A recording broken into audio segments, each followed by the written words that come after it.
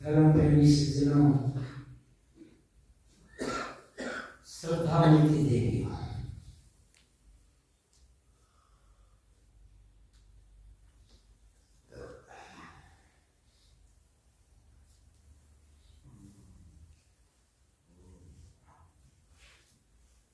सदगुरु कबीर की साखी है।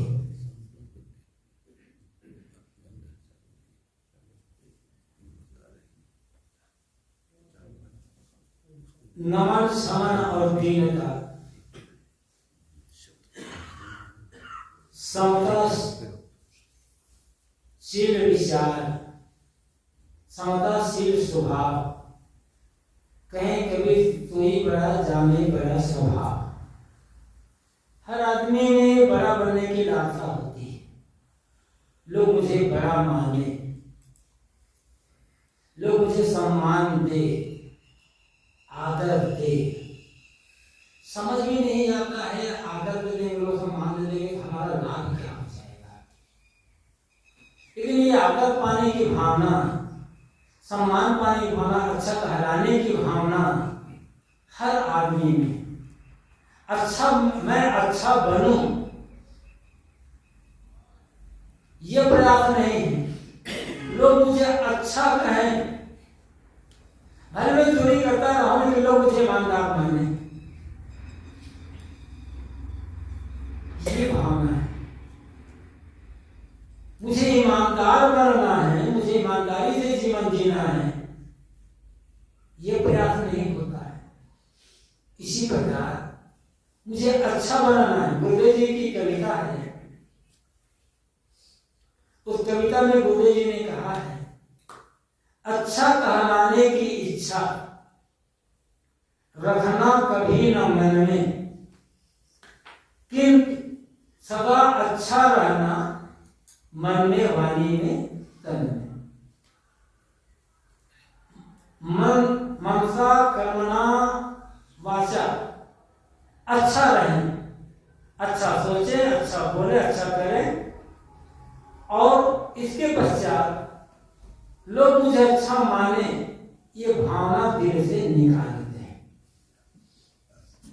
जिसके मन में ये भावना रहेगी, साधु हो, गृहस्थ हो, स्त्री हो, पुरुष हो, कोई भी हो, जिसके मन में भावना रहेगी कि लोग मुझे अच्छा माने, वो जिंदगी भर से आदमी बना रहेगा।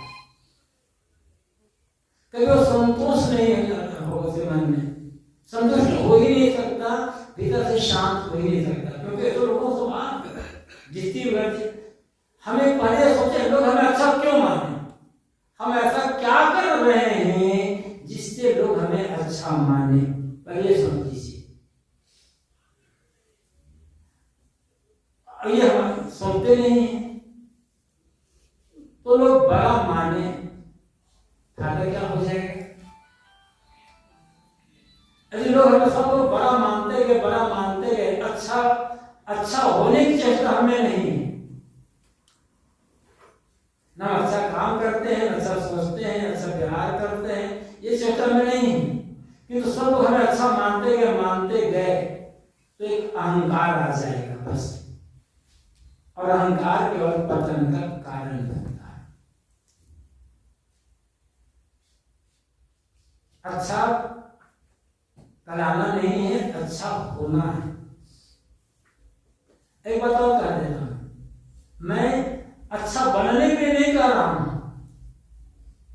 अच्छा होने के लिए कह रहा हूं। साहब ने भी कहा है, कभी सदगुरु कबीर ने साधु बनने के लिए कहीं नहीं कहा है, साधु होने के लिए कहा। साधु होना चाहिए कहा, साधु बनना चाहिए नहीं कहा है। साधु होना चाहिए कहा, पक्का हो गया। साधु कैसे बन गए, कपड़ा पहन साधु बन गए, लेकिन साधु होने के लिए भीतर से होना पड़ेगा, भीतर से। जब मन साधु हो जाए फिर शरीर साधु हो जाना, वो कोई फर्क नहीं पड़ने वाला है। कपड़ा भले हमारा आपका रहे, और मन साधु हो गया तो आपकी मुक्ति हो सकती है। कपड़ा हमारा साधु का है, मन साधु नहीं है तो नरक में जाना पड़ेगा, कोई रोक नहीं सकता है।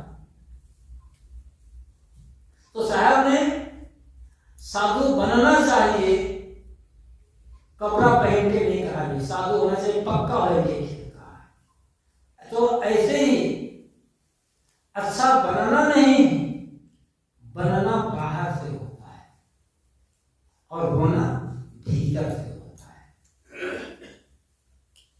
आप लोग जानते हैं नाटक होता है,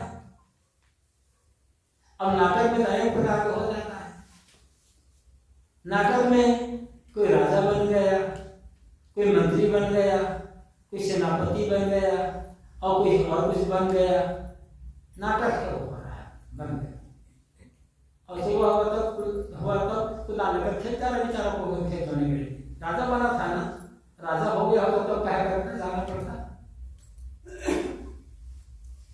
तो अच्छा कराना, तो हर आदमी के मन में है कि मैं बड़ा बनूं, लोग मुझे बड़ा माने।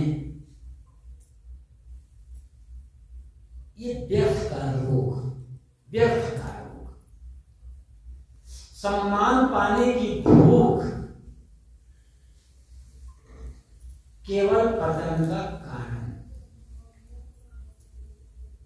इसलिए किसी ने बहुत बढ़िया भजन गाया है,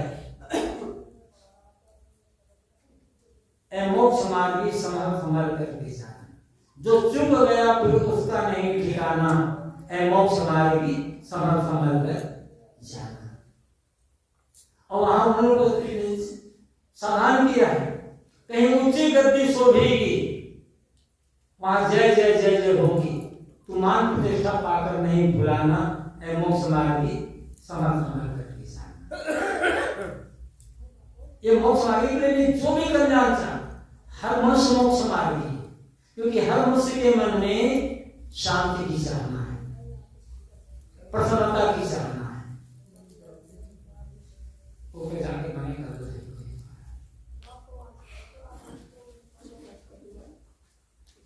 तो ये हर मनुष्य चाहता है कि मैं दुख से बचूं, दुख से छुटकारा हर मनुष्य चाहता है, हर मनुष्य चाहता है सुख से जीऊं, ये मोक्ष की ही चाहना है। मोक्ष का मतलब दुख से छुटकारा, और दुख किसी को पसंद नहीं है। यहां तो बताते हैं कि तुम बड़ा बनना चाहते हो तो बड़ा बनना नहीं होना है, बड़ा होना है।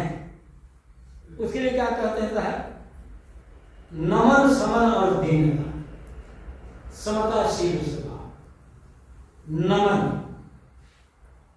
झुकना, समता, नमन समन क्षमा का भाव, दीनता विनम्रता, थोड़े गुजर करने की भावना, गरीबी, समता, सभी स्थितियों में सम रहना, शांत रहना, और शील स्वभाव, उत्तम चरित्र वाला होना। जब ये हो जाएगा ना, तो आप कहते हैं कहे कबीर सोई बड़ा जामे बड़ा स्वभाव। सदगुरु कहते हैं कि जिसका स्वभाव बड़ा होता है वह बड़ा आदमी होता है। और स्वभाव बड़ा होने के लिए साहब ने ये साक्षी कही, नमन, नमन झुकना, नमन प्रणाम करना, नमस्कार करना, और नमन नमन जहां कोई कामना नहीं, नमन कैसे न मन, मन ही जाने, कोई इच्छा नहीं, कोई कामना नहीं, कोई तृष्णा नहीं, पाने की चाहना नहीं, सेवा करें, बस सेवा करते जाए, सेवा करते जाए, सेवा करते जाए, पाने की चाहना नहीं रखना, अपने आप बड़े हो जाओगे। स्वयं लोग अपने आप आपको आदर सम्मान देंगे, ये तो नहीं हो पाता है। कामना हमारी ज्यादा है, ना हम झुकना जानते हैं और न कामना का त्याग करना चाहते हैं। हाँ, हर उसका अंदर होता है लोग मेरे सामने झुके, मुझे न झुकना पड़े। हमारे सामने कोई झुक जाए तो क्या हमारा कल्याण हो जाएगा? ना झुके तो क्या फर्क पड़ जाएगा? शिष्टाचार है, आदर सम्मान है, व्यवहार है, वो अलग बात है। लेकिन व्यवहार में कोई ना झुका तो हमारा नुकसान क्या है? साहब कहते हैं झुकाना नहीं, झुकना। झुकने वाला बड़ा होता है, झुकने वाले को प्राप्त करता है नमन का, सरलता। नमन में अहंकार नहीं। अहंकार का काम है, अहंकार झुकना नहीं जानता, अहंकार झुकाना चाहता है। और दूसरा झुकाना चाहता है उसके मन में कभी संतोष नहीं है, और जो झुक जाता है पहले से झुक जाता है। साहब ने कहा है कबीर नवे सो आप पर को नवे न कोय, भारी तराजू देखिए, भारी तराजू तोड़िए, नवे सो भारी। साहब कहते हैं कबीर नवे सो आप, हम यदि किसी सामने झुकते हैं तो अपना ही बड़पन प्रस्तुत करते हैं। कबीर नवे सो आप पर को नवे न कोय, हमें लगता है हम दूसरों सामने झुक रहे हैं, लेकिन साहब कहते हैं पर को झुकना नहीं, आदमी अपनी ऊंचाई पे झुकता है। उदाहरण देते हैं साहब, तराजू में जब तोड़ते हैं तो जो पड़ा भारी होता है वो झुक जाता है, और जो झुकता है ना उस बड़े की कीमत ज्यादा होती है, और जो बड़ा उठा हुआ है उसकी कीमत ज्यादा नहीं होती। कहीं भी यदि कोई कुछ चीज तोड़ रहे, तोड़ी जा रही है, तो शायद कोई होगा कि जो उठा हुआ पड़ा, अगर ये पड़ा उठा है, ये ज्यादा मूल्यवान है, इसको मैं लूंगा, ये झुक गया ना उसको तू ले, ये छोटा है, ऐसा नहीं कहेगा। जो झुकता है उसको उसका मूल्य ज्यादा होता है। तो साहब कहते तुम झुकते हो, इसका मतलब तुम में कुछ है, तभी झुक रहे हो। खाली घड़ा बोलता है ज्यादा, खाली घड़े में ज्यादा आवाज होती है, और जो भरा भरा होता है उसमें आवाज नहीं होती है, आवाज होती भी तो गंभीर होती है। इसलिए झुकने की बात है। अगर शिष्टाचार अपनी जगह पर है, शिष्टाचार में भी आगे रहना है। ये नहीं कि दूसरे लोग हमें प्रणाम करें तब हम करेंगे। अब जब में छोटा है, नजदीक का है, वहां तो पहले हम झुक जाते तो उनको अच्छा लगेगा नहीं, झुकना होता है। और झुकने की जब बात आती है ना इस प्रसंग में, तो प्राय कुछ उदाहरण आता है, याद आता है अब्राहम लिंकन का। अब्राहम लिंकन जब अमेरिका के राष्ट्रपति थे तब कहा उस समय तो इतने सब आपकी जो सिक्योरिटी है और ये सब है, ये तो वो था ही नहीं, पहले इतना खतरा भी नहीं था, उनकी बातों कोई बॉडीगार्ड ही नहीं था जब उनकी हत्या हुई उस समय। तब ने सेक्रेटरी के साथ कहीं जा रहे थे, तो उधर से एक लकड़हारा लकड़ी का गट्ठा लेकर के आ रहा था। लकड़हारा ने देखा लिंकन को, लकड़ी गट्ठा उतार दिया और सिर पर जो पगड़ी बांधा था उसको उतार करके झुक करके नमस्कार किया। तो उसको लकड़हारा को झुकते हुए देख करके, नमस्कार करके देख करके लिंकन ने जो टोप पहना था उसको उतारा, अच्छा झुक करके वो भी नमस्कार किया, अभिवादन किया। लकड़हारा फिर अपने गट्ठे उठा चले गए, लिंकन आगे बढ़ गए। तो उनके सेक्रेटरी ने कहा हुजूर आप अमेरिका के प्रथम नागरिक हैं, राष्ट्रपति हैं, एक लकड़हारा सामने आप ऐसा झुकना शोभा नहीं देता है एक राष्ट्रपति के लिए। तो लिंकन ने कहा कि मैं नहीं चाहता कि अमेरिका का राष्ट्रपति नमस्कार करने में एक लकड़हारा से पीछे रह जाए, ये उनकी महानता थी। तभी तो बड़े हो गए। ऐसे जितने भी बड़े पुरुष हुए समय में वो सरलता रही, विनम्रता रही। कबीर साहब को देख लो, हम जिनके न्यायी हैं, धर्म के नाम पर, ईश्वर के नाम पर या गुरुवाई के नाम पर जहां भी उन्होंने आडंबर देखा, पाखंड देखा, भूल भुलैया देखा, कर्मकांड देखा, जहां देखा कि लोगों को गुमराह किया जा रहा है, कहीं छोड़ा नहीं किसी। ऐसी जगह पर तो कबीर की वाणी आग उगलती है, आग एकदम दहकती आग, ऐसे दहकती आग वो है जहां कोई कूड़ा कचरा बच नहीं जाता है, एकदम प्रचंड आग का गोला है कबीर। लेकिन जब बात साधना की आती है, बात साधनों की भी जाती है, तब कबीर साहब क्या करते हैं, दादा भाई बाप के देखो चरणन हो हम बंदा, अपने शिष्यों को कह रहे हैं, श्रोताओं को कह रहे हैं, मैं तुम्हें दादा कह सकता हूं, मैं तुम्हें भाई मान सकता हूं, और इतने तुम्हारा संतोष ना हो तो तुम्हारे चरणों का गुलाम बन सकता हूं। बस मेरा निवेदन यही है कि इस मानव जीवन में तुम अपने वासना की गठरी को खोल करके चला। ऐसा कहने वाला गुरु शायद कोई मिलेगा, कभी अकेले हो सकते हैं। अपने श्रोताओं सामने इन चरणों को गुलाम बनने वाला कौन गुरु हो सकता है भला? कितनी विनम्रता साहब। और साहब क्या कहते हैं, कहीं कबीर जो अब की पूछे सोई गुरु हम चेला, जो अब की मानव जीवन में बुझ लिया, अब तत्व को पहचान लिया, पहचान करके सारी माया का त्याग कर दिया, अकेला हो गया, साहब कहते वो गुरु है, उसके में चेला बनने का कितनी विनम्रता है। हम कबीर वाणी का पाठ तो करते हैं और पाठ करते करते हमारा अहंकार आसमान तक पहुंच जाता है, हम सहज नहीं पाते। कबीर साहब ने खंडन किया, हम इस पर से हमने लिए और बस हम खाली खंडन करते गए, खंडन करते गए, अपने पास कुछ है नहीं। खंडन करने मात्र से कोई साधु नहीं होता है, खंडन करने से ही केवल ज्ञान नहीं मिलता, खंडन के बाद मनने की आवश्यकता होती है। इस कबीर साहब ने इतना खंडन किया, इतना खंडन किया, मूर्ति पूजा का, कर्म कांड का, ईश्वर का, देवी का, देवता का नाम ले लेकर के कहा, खंडन किया। और जिनका खंडन किया उन लोगों ने कबीर साहब को संत शिरोमणि कहा। क्यों? कुछ था कबीर के पास, वो क्या था? भीतर की साधना थी, आत्मगौरव था, आत्मनिष्ठा था, सत्य का प्रबल बल था, तब साहब इतना खंडन कर सके। और जो सत्य का प्रबल बल होता है ना जिसके पास, जो सत्य को पकड़ लेता है, पहले उसका तिरस्कार होता है, अपमान होता है, विरोध होता है, तमाम रास्ते होता है, लेकिन अंत में आम जनता से जुड़ जाती है। तो सदगुरु कबीर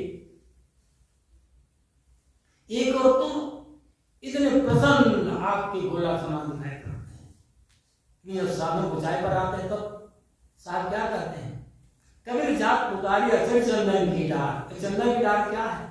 ईश्वर की स्थिति चंदन की डार। सद्गुणों की जो जितनी भी सामूहिकता है वो चंदन की डार है, और चंदन से सुगंध निकलती है। कबीर के व्यक्तित्व से केवल सुगंध ही निकलती है।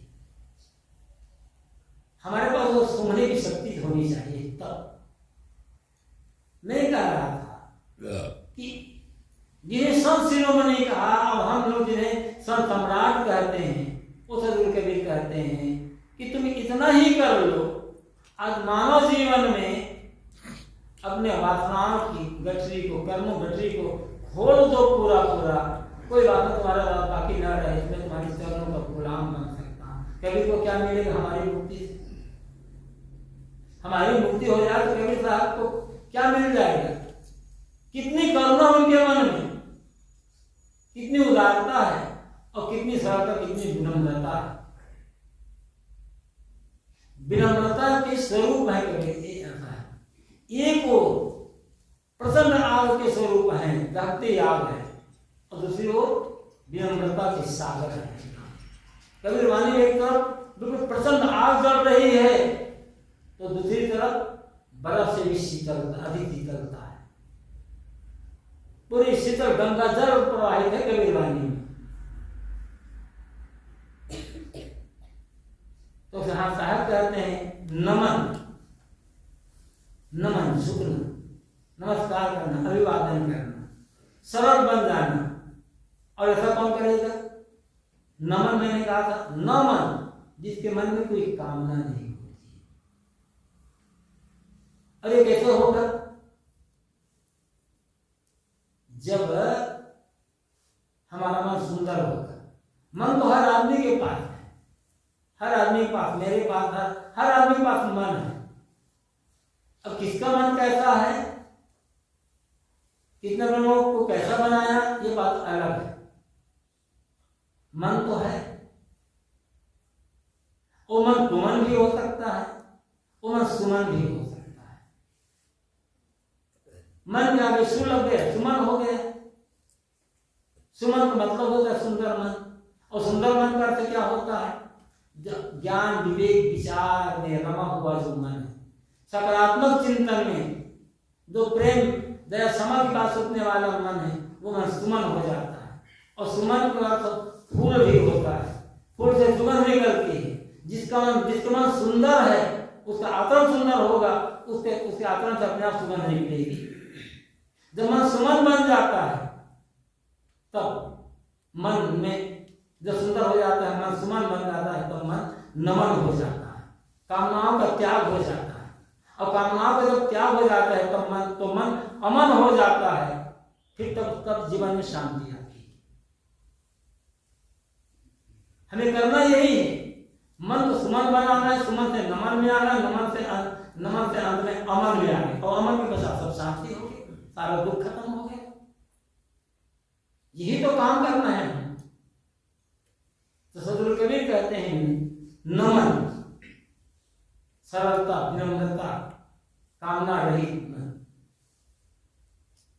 वो आदमी, उसका स्वभाव बड़ा है, वो बड़ा है, अपने आप बड़ा है।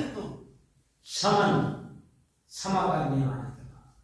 क्षमा का अर्थ अपने अपराधी से बदला लेने की भावना न होना। जिसने हमारे साथ दुराचार किया, अत्याचार किया, गलत व्यवहार किया, उसके लिए हमारे मन में हित कामना होना। हमने बदला तो नहीं लिया, हमने बाहर से तो माफ कर दिया, लेकिन अंदर से माफ किया है या नहीं किया है? अंदर से जब माफ हो जाए, किसी कारणवश हमने बाहर से मान लोगों के कहने पर, या हमें वो ताकत नहीं है कि हम बदला ले सके, या मजबूरी वश हमने क्षमा तो किया और भीतर से हमने क्षमा नहीं किया। और यदि जिसने हमारे साथ गलत व्यवहार किया, अपकार किया, दो दिन पश्चात, 2 महीने पश्चात, 2 साल पश्चात उसके घर में कुछ नुकसान हो गया, अच्छा हुआ, भगवान ने मेरी सुन ली, हमने समझ नहीं किया, मेरे अंदर वो चल रहा था, खुश हो गए ना।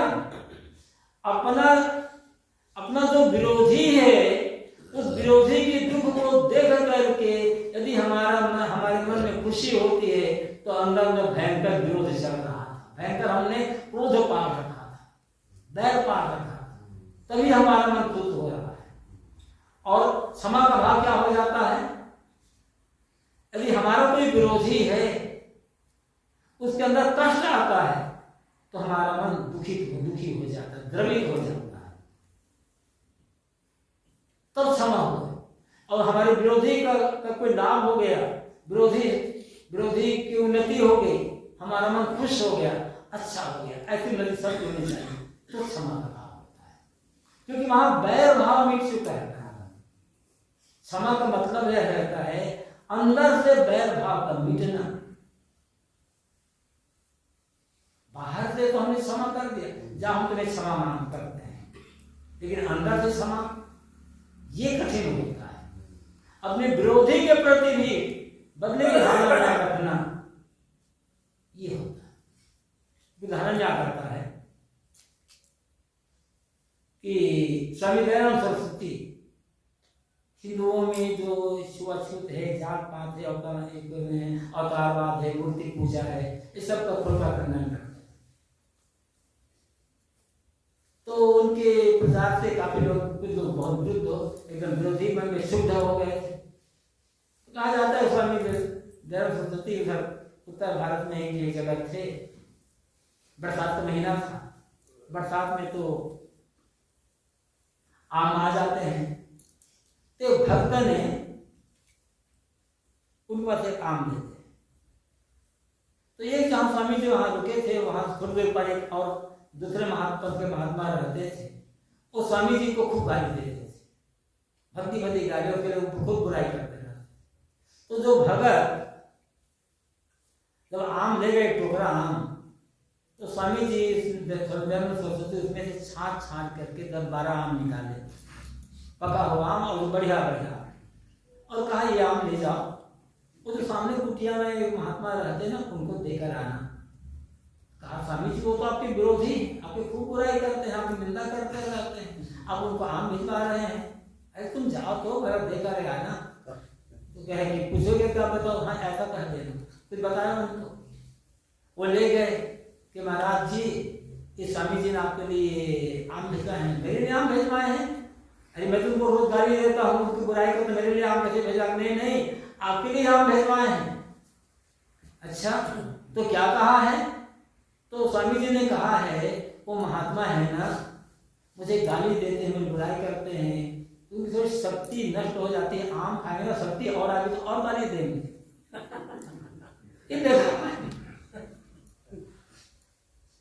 ये है संतत्व। उनके कुछ विचार हम भले ना माने, लेकिन जो उनके संतत्व की जो रहनी, जो समा का भाव है, वो तो करनी है ना हमारे। ऐसे अनेक उदाहरण मिलते हैं। क्षमा का भाव तो मन में जिसके अंदर क्षमा का भाव हो जाता है, वो बड़ा हो जाता है। और अनेक उदाहरण है, अनेक उदाहरण। जितने भी बड़े संत हुए हैं उनके अंदर एक करुणा। महावीर स्वामी की बात याद आ गई। कहा घटना कितनी घटी है, नहीं घटी है, लेकिन बहुत प्रसिद्ध है। महावीर स्वामी जंगल में खड़े होकर के तप कर रहे थे, बोलते नहीं थे, मौन रहते थे। तो एक बार जंगल में एक दिन तपस्या कर रहे थे, बगल में खेत में किसान हल चला रहा था। दोपहर का समय हुआ, किसान को भूख लगी, घर जाना था खाने के लिए, तो बैल भैंस छोड़ दिए। और स्वामी जी कह दिए ये मेरे बैल चल रहे हैं, इन बैलों पर नजर रखना। और उसने क्या मतलब किसके बैल से, वो तो चला गया। और जब 1-2 घंटा पश्चात लौट कर आए तो बैल वहां थे। पूछा स्वामी जी से मेरे बैल कहाँ गए? वो तो मौन साधना में थे, तपस्या कर रहे थे, एकदम मौन रहे। कई बार कुछ नहीं बोले। किसान हैरान हो गया। तो यहाँ वहां खुद अपने बैल को खोदने लगा। 1-2 घंटा जब खोज कर थक गए, वापस आए तो जहाँ स्वामी सरस्वती तपस्या कर रहे थे, वो महावीर स्वामी जहाँ तपस्या कर रहे थे, वहीं पर बैल चल रहे थे वापस में। तो किसान ने कहा ये जरूर चोर, बैलों का चोर होगा। इतना मैंने पूछा, कुछ बोला ही नहीं। और अभी मैं खुद आया, बैल यही आ गए हैं, अभी नया होता तो बैल को चुरा कर ले गया। बड़ा गुस्सा है, कहा कि बड़ा ढोंगी है, कुछ बोलता नहीं न करके लकड़ी छीड़ करके दोनों कान में ठोंक दी और सो दिया। तो दर्द चुपचाप, वो भी कुछ उसमें भी कोई प्रतिक्रिया नहीं की। जब प्रतिक्रिया नहीं की, ऐसे घूमते हुए कई दिन बाद एक गांव में पहुंचे थे। भक्त ने देखा कान से खून बह रहा है, लकड़ी ठुकी हुई है। उनका स्वामी जी रुके, उस लकड़ी को निकाल दिए, घाव हो गया, तब मलहम उसे लगाए। जब घाव जब कांटे को निकाल दिए खूंटी को, तो कहते हैं स्वामी जी की आंखों में थोड़ा आंसू आ गए।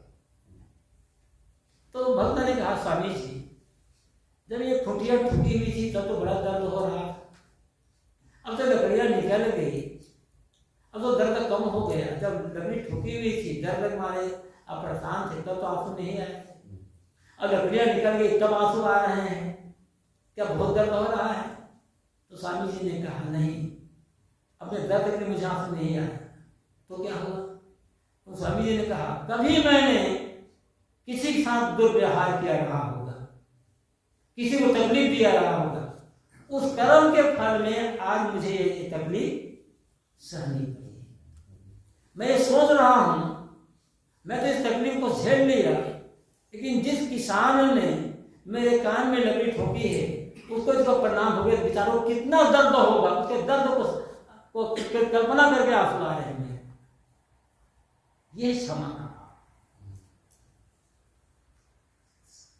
हम गुण तो गाते हैं अपने महापुरुषों का, लेकिन हमारे अंदर ये क्षमा का भाव नहीं आ पाता। इसीलिए हमारे कल्याण में हम खुद रोड़े बन जाते हैं। जब तक क्षमा का भाव नहीं आएगा तब तक अंदर का बड़प्पन नहीं आएगा। भले लोग हमें बड़ा माने, साहब कहते हैं कहीं कभी सोई बड़ा जामे बड़ा स्वभाव। जो तो स्वभाव बड़ा होता है वो बड़ा है। और बड़े स्वभाव के साथ बता रहे हैं नमन क्षमा दीनता। दीनता का अर्थ भी विनम्रता होता है, और नमन में विनम्रता है ही, प्रणाम करना है ही। या दीनता का अर्थ क्या है? थोड़ी में गुजर करने की भावना, अधिक करने की लालसा का त्याग। जब जो मिल जाए उसमें संतोष, और मिले और मिले और मिले की चाहना आदमी के मन में रहा करती है। अरे चाहना कभी पूरी नहीं होती, और चाहना करने वाला कभी संतुष्ट हुए ही नहीं, चाहना पूरी होती ही नहीं। तो करना क्या है? वर्तमान में हमें जो मिला हुआ है उसमें हमें पूरा संतुष्ट रहना है। ज्ञान कितना बढ़ गया, कितना हमने पढ़ लिया, कितना ये कर लिया, वो अलग बात है, लेकिन हम संतुष्ट कितना रहते हैं वो अलग बात है। दिखावा, दीनता का दिखावा रहित होना। ने कहा कि गुरुदेव जी हमारे कहा करते थे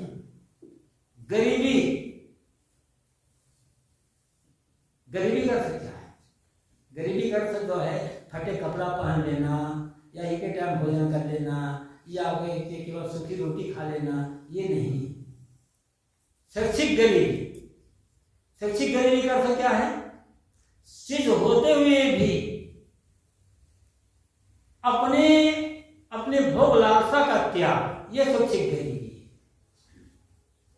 आदमी के मन में भोग लालसा होती ही, अच्छा बढ़ गया तो हम दिखावा कर लें, ऐसा कर ले वैसा कर ले, नहीं। सादा जीवन, खानपान सब सात्विक, ये शैक्षिक गरीबी है। इसमें अहंकार का त्याग अपने आप होता है। तो दीनता का अर्थ विनम्रता है, शैक्षिक गरीबी है, और जब जो मिल जाए उसमें संतुष्ट रहना हो जाना है। समता अनुकूलता में, प्रतिकूलता में, मान में अपमान में, निंदा में प्रशंसा में, घाटा में मुनाफा में, सुख में दुख में, मन का उद्वेग रहित होना, विचलित न होना। सम्मान मिला, अनुकूलता मिली, प्रशंसा हुई, एकदम फूल गए, मान लिए वाह हम बहुत बड़े हैं।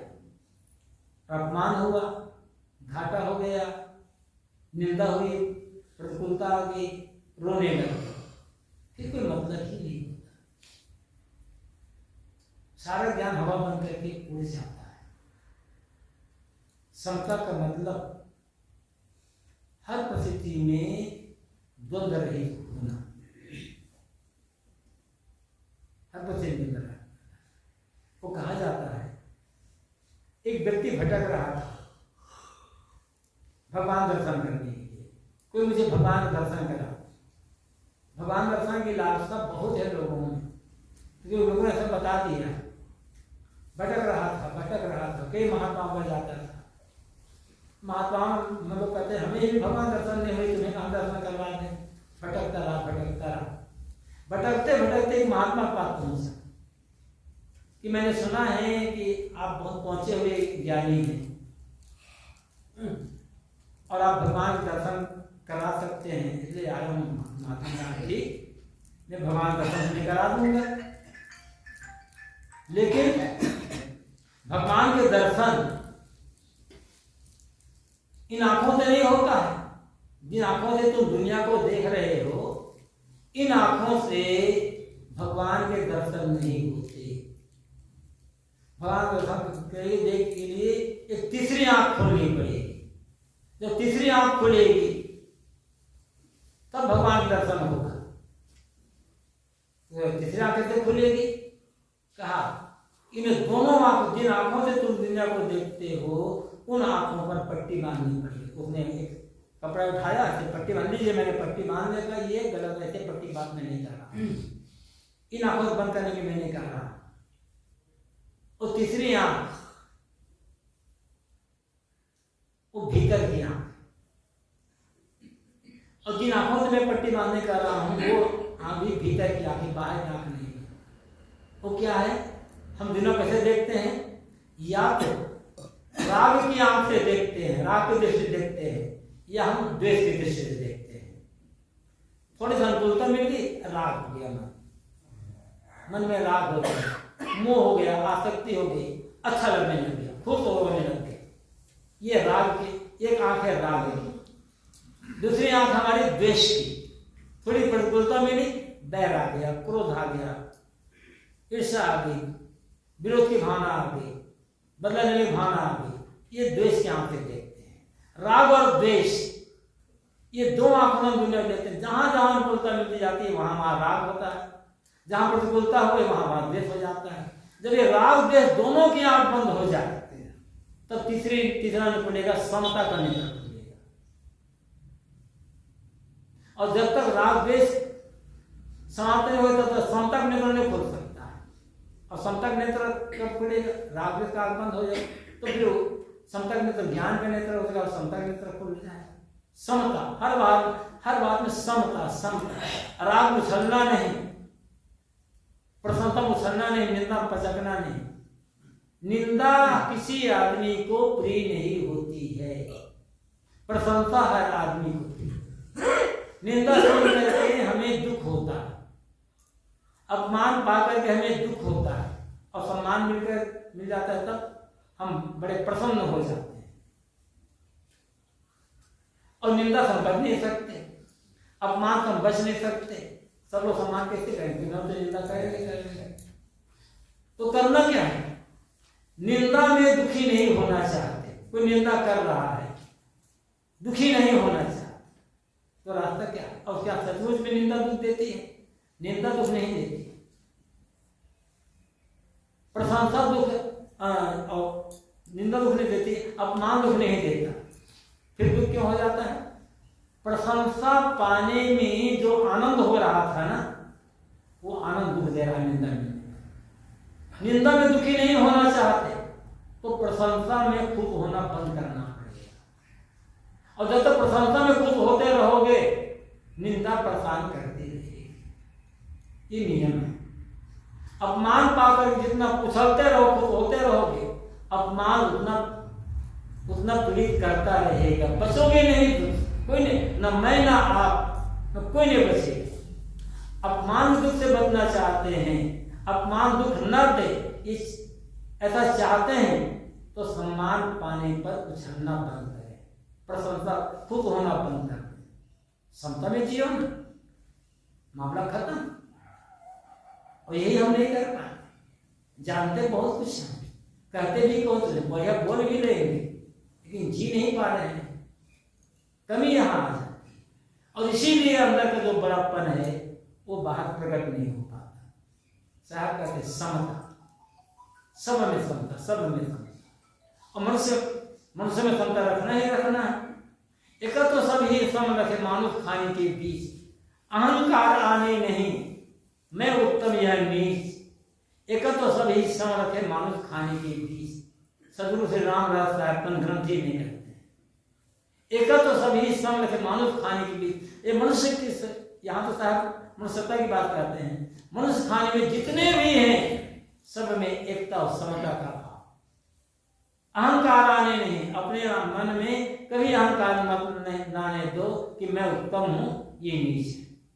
होता क्या है?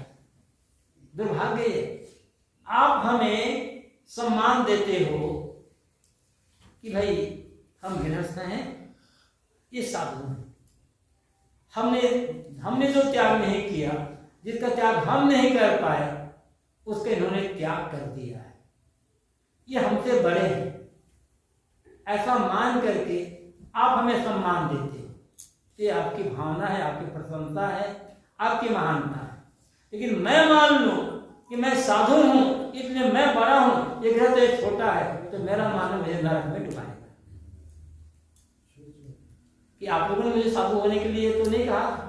हाँ, आप लोग जबरदस्ती के होते हैं, तुम्हें साधु बनाना है, आप लोग साधु बनाए होते हैं ना, तब मैं कहूँ तुम्हें साधु बनाया है ना, मैं बड़ा हो गया। लेकिन आप लोगों से आप लोग डर के मेरे पीछे तो नहीं आता था, तुम्हें साधु बनना पड़ेगा, ऐसा तो नहीं कहा। अपनी तरफ से मैं साधु बना, तो किस लिए मैं अपने को बड़ा मानूं आप लोगों से। लेकिन हम साधु हैं, इसलिए हम गृहस्थों से बड़े हैं। किस बात से बड़े हो भाई? अहंकार कर रहे हो। अहंकार छोटे पने का लक्षण है। और जो अंदर से साधु बन जाएगा ना, मन से, वो ये नहीं कहेगा कि मैं साधु हूं, ये गृहस्थ छोटे हैं मुझसे, मैं बड़ा हूं। किसके लिए? हमारी गरज से। इसको ऐसा समझे, एक आदमी है, बीमार है, थोड़ी गंभीर बीमारी है। एक बगल में आदमी है, एकदम स्वस्थ है, कोई बीमारी नहीं। अब जो आदमी बीमार है, बीमारी थोड़ी बड़ी है, वो बड़ा है, तो दवाई खाता है। और दवाई कैसे खाता है? महंगी महंगी दवाई खाता है, और दिन में कई बार गोली खाता है। तो आदमी कहता है, अरे तुम कैसे अभागे आदमी हो, एक भी गोली नहीं खाते, मुझे तो कभी कितनी गोली खा रहा हूं, कितना बड़ा सौभाग्य है। भाई, हमें लगा कि हम बीमार आदमी हैं, हमें साधना करना चाहिए, दवाई खाना चाहिए, हम दवाई खा रहे हैं, इसका अहंकार क्या करें? किस अहंकार करें? हम साधु हो गए, और तो हम दवाई कर रहे हैं ना बीमारी के लिए। लेकिन अहंकार आ जाता है। साहब कहते हैं सम, अगले शिव स्वभाव। शिव स्वभाव में विनम्रता अपने आप आ जाती है। शिव स्वभाव का मतलब जितने भी सद्गुण हो जाते हैं ना, शील में सब आ जाते हैं।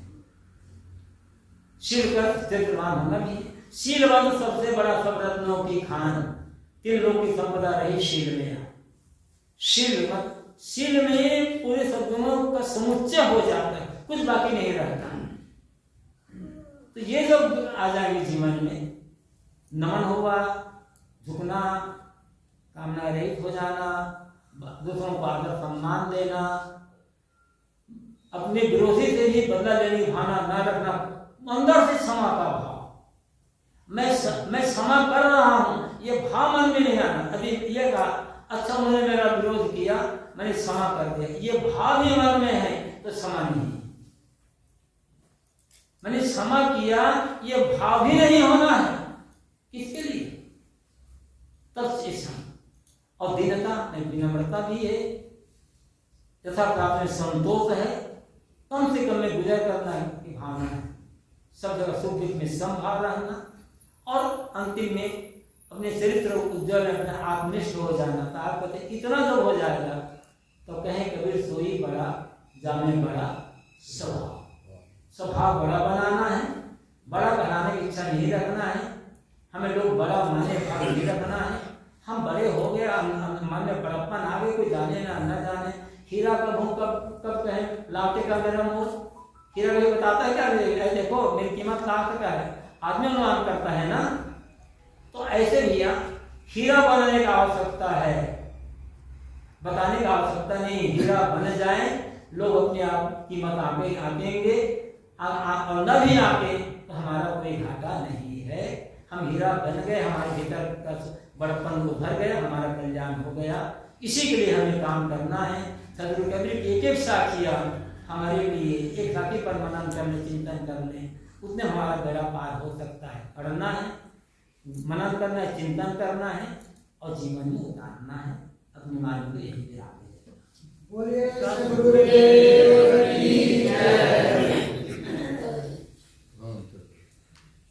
सब लोग